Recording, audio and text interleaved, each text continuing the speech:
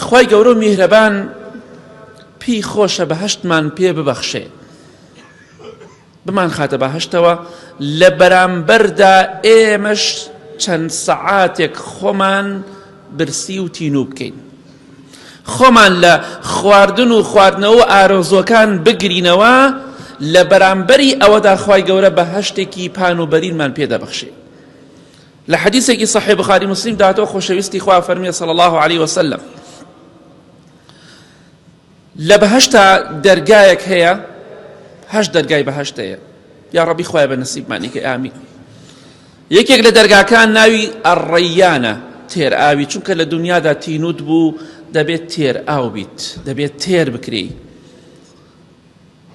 لە ڕۆژی قیامەتا خۆشەویستی خوا فەرمێ صلی الله عليه وسلم ئەو کەسانی کە لە دنیادا بە ڕۆژوو بوونە لەو دەرگایەوە دەچنە بەهەشتەوە، بەڵام دەفەرمێ لا يدخل منه أحد غيرهم، هر کەسێک لە دنیادا بە ڕۆژوو نەبوو بێ ناتوانێت لە دەرگای ڕەیانەوە بڕواتە ناو بەهەشتەوە.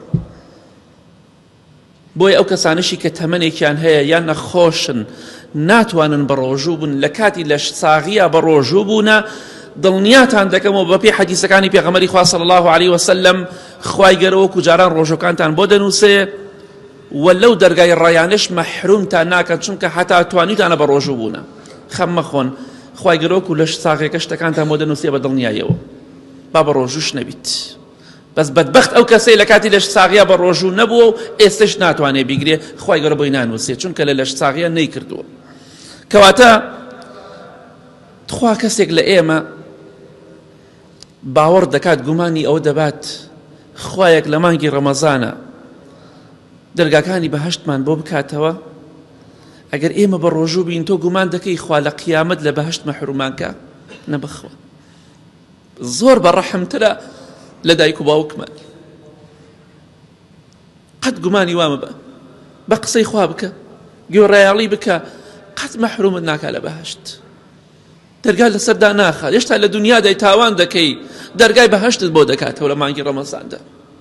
دوو شەمان و پێنج شەمان دەرگای بەهەشت دەکرێتەوە بۆ ئیمانداران.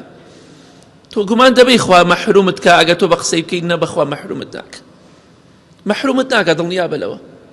بەڵام گرنگەوەیە خۆشت بووە لێی بترسی، گوێڕایەڵی بکەی.